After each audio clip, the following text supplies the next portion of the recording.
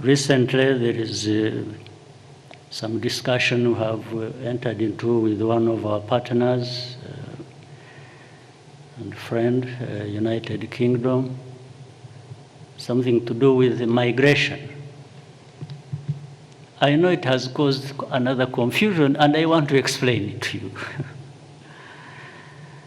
And again, I first had to say what I said, and I bring this because it should be seen in that context of who we are and who we want to be. Because I have seen some people say, that United Kingdom gave us money and then they want to dump people here. No. We don't do that kind of thing. we don't buy and sell people. We can't do that, again, because of our core values. But I'll tell you what happened, and so that everyone is clear in their minds. In 2018, if many of you may recollect, I was the chair of the African Union. And during that time, so many stories, many young, maybe some of them old Africans were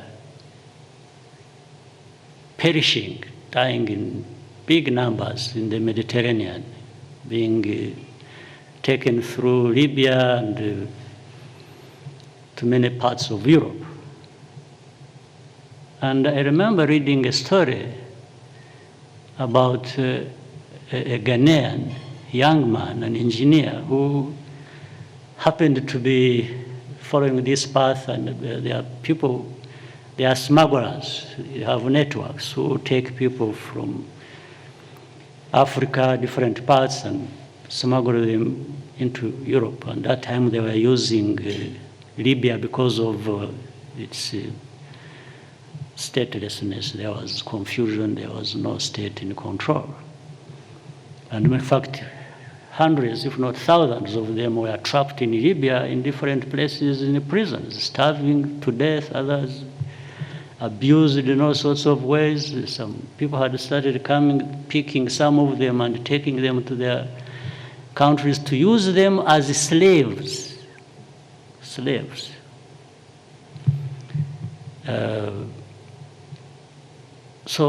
And we were somewhere discussing with some of the leaders, and I was telling them, why don't we address this problem? I said, for example, for me, I'm not just going to suggest this theoretically that it can work. I want to even provide an example. I said, let's find ways. If we got all these people trapped in Libya who they can't go back to where they came from, they can't move ahead to Europe where they wanted to go. And I told them, I can assure you, with all our weaknesses and whatever we have in our country, these people, if they were brought to Rwanda, they would live a better life than they are living in Libya, in these prisons. And I said, so if we brought them, then other countries interested in helping in this program, we can do the following. One, we can ask these people whether they want to go back to where they came from, now that they found themselves mistaken and in a very terrible situation in Libya. They may end up wanting to go back home. Because I had read that story of the Ghanaian I was telling you, who was, for him he was an educated man, young man, but I think illusioned about. I think he was an engineer, the way I read it, but for some reason he wasn't employed. And so the networks that were smuggling people to Europe took him, and when he was in Libya, he got stuck, he found he was not going forward. So he had paid some amount of money which he got from his parents. You remember the story we were talking about, $800 or $900 he had been paying through to these smugglers. And so he started negotiating with the smugglers to take him back, and he would pay the same amount of, again, the same amount of money, which means 1,600 or 1,800. But this time he didn't have it. It would be paid when he got back to Ghana by, I think, his parents. So the smugglers took him back. But this is because he discovered there was no way of continuing to Europe. But even if he had reached Europe, by the way, I'm not sure, maybe what he had in mind he would become or was going to be the case. Maybe he was just going to be the same person as he was in Ghana, even in Europe, wherever he would be. He wasn't going to get that good living now. But anyway, so agreed, if they arrived here, they could easily be taken back home if they choose to go back home. Second, those European countries that have allowed migrants to come to Europe should come and stably select those they want to take to their countries, and that would be still better than these people being trapped in Libya. Then third, we provided another option. We said, for those who can't go back or don't want to go back for some reason of their own, and may not be selected by the countries that want to absorb them, we are giving them another option. We can actually find ways in which they can stay here. There were these three options in 2018. So I think that's how now this new situation developed, with the UK and others contacting us. It's like they learned from this case and said, can we have people processed here stably instead of being smuggled into our countries and doing this and that? And this time, they are not just going to be Africans. They may be, a number of them Africans. They are going to be other people from other countries. We allowed people from Afghanistan to come here. Even now, there are still students who were brought here. They are still staying with us. So I'm saying there are things that have really changed about us. And that's why I'm saying we don't have to learn values from anybody ourselves. We have values in us that we go by. So we can absorb Afghanistan, people from Afghanistan, from wherever, and if they are from Africa, we are even happier because they are like, we take them like family. So when the UK approached us, and because of that problem they have, I think they are smuggling people in these countries, left, right, center. And so if we could talk about how to deal with that problem, we are happy to deal with that problem. There is, I understand, Denmark. So there is nothing bad about this. There is nothing we can't be transparent about this. There is nothing.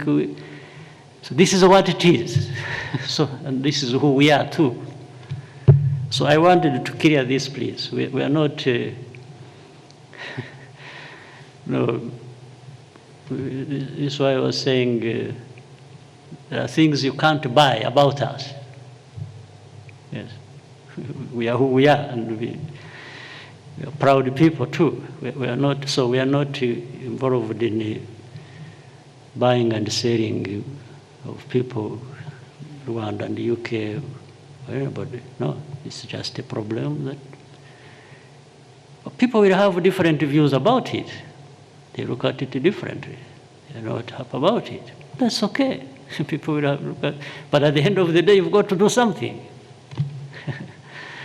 You have to decide which way you do, going through different processes, and in fact, in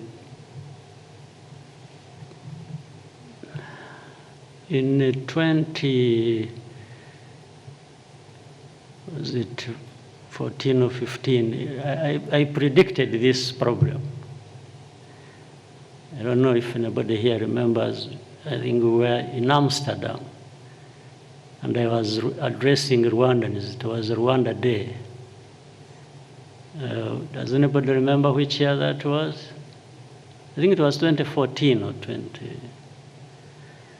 And I told these Rwandans, they had come in thousands. There were about 5,000 Rwandans that had come from the whole of Europe. And I asked them how they had come to Europe. Some of them explained, and I told them, I said, you know what? Some of you came here by telling lies. I said, there are some of you who came genuinely to Europe and were received. I'm happy for you. But there are many of you who told lies. I said, some of you told lies as victims of politics in Rwanda, others. I said, actually, some of you committed crimes in Rwanda.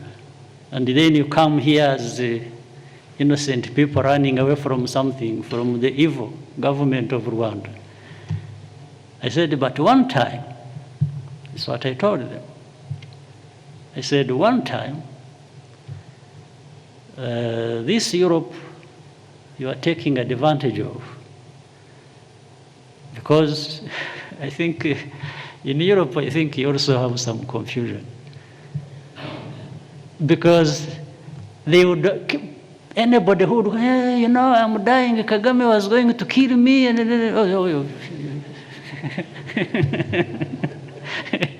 they say this is, yes, in democracy, freedom, you are saving this man. But this man has actually killed people in Rwanda. And he's just telling lies so that he gets to be accommodated in Europe. I told them that time, 2014. I said, one day, Europe will get to know this truth, I'm telling you. And they'll come back to be asking each of you, well, how did you come here? And they'll know the truth about you, and they'll pack you in a container or something and send you back. I told them. Does anybody remember that conversation? Yes. I said, they will come to know the truth because they have their own problems here as well. They want to manage. I don't think we are going to transfer half of Africa into Europe, and Europe accommodates it and keeps silent. So they wake up and say, what is this? And I told them, I said, by the way, why are you actually going there? Why don't you try and together we do things like they do in Europe where you are running to, so that you stay in your countries. In fact, in that meeting, there were some people, there were some Malians, people from Burkina Faso, and others from Senegal. I remember when it came to Q&A, they were asking me questions. They put up their hands and they told me their stories and how they lived in Europe. In fact, one another person at that time was from Cameroon. He was a doctor. And he told me he had come from Belgium. And he said, you know, I have heard so much about Rwanda, you know, I want to come and work in Rwanda. I'm a medical doctor. He has some good specialty. I said, either I will leave you with a ticket or I bring you on my jet and you go home. And this man has come, by the way. He's here. He's working here now. He's working in King Faisal Hospital. Yes. So there are these things people don't know, don't understand, or don't want to believe, but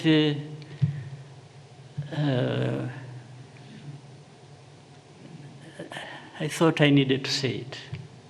Yes, people need to understand us and understand the situation between us and them and others. But and I wanted to emphasize, we learn lessons, we do, but we learn lessons we have to learn. In fact, I hope in the UK, when they send these people, they should send to us some people they have accommodated for over 15 years who committed crimes here, actually. We sent case files and, investigated. These are clear case files. Yes. Instead of being accommodated in that beautiful place in the UK, these people should be in jail, either in the UK or here. But they shouldn't be, because that is for sure. There are about 5 or 6, I don't remember the number. So, and again, to prove to you that we are people really, that people should understand us better. You are aware that even when we were dealing with the worst situation anyone had to deal with, do you remember that is a time we actually abolished death sentence, right? Why could we have done that? You think anybody forced us to do it? Because those who could have forced us, or who sometimes make a mess of things like this, for them they still have death penalty in their laws. They still hang people. And I don't think there is anybody in the world, at that time we abolished the death penalty, had better justification to hang people like we did have justification. Nobody. Yes, we're dealing with mass murderers. So, but realistically, we're even saying, but how do you hang 1,000 people? We said this hanging of people, like some people do, is just, or how do you hang some and leave others when it is the same crime they have committed? So we decided to abolish the death sentence. Isn't this remarkable, in my view, that the people of Rwanda decided that death penalty be abolished at the wrong time? The worst time. This was the time not to do that, because there was urgency to actually hang people for killing our innocent people. So I just say a few, but I thought I needed to offload some of these things on you, and so that they don't remain in my chest.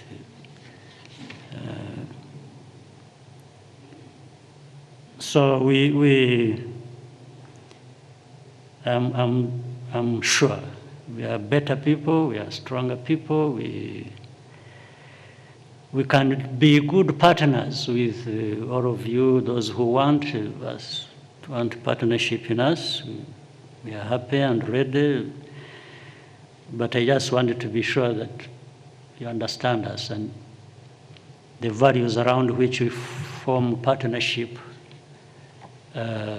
be clear. And that's what they are. So we, as some people said, we are going to host the Commonwealth heads of government meeting here in Rwanda, and for those who are members of the Commonwealth, and I wanted to say your country delegations, your leaders, we will do our best to make them feel welcome to Rwanda and for this meeting.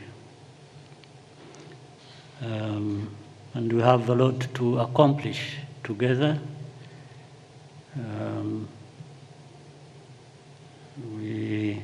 In our case, we always strive to use the resources, limited resources available to us, the best way we can, and get value for our money. So, once again, thank you so much for joining us for this dinner, and I want you to be happy in our country, and as we continue this same journey, we have a lot to do, and for us, again, we've been focusing on how we can make peace and create peace with our neighbors and in our region, and we will continue to do that. But in order to achieve that, we have to build ourselves, build the capacity to deal with anything that would take us back to the bad times of our history, and which we are decided and will never happen again.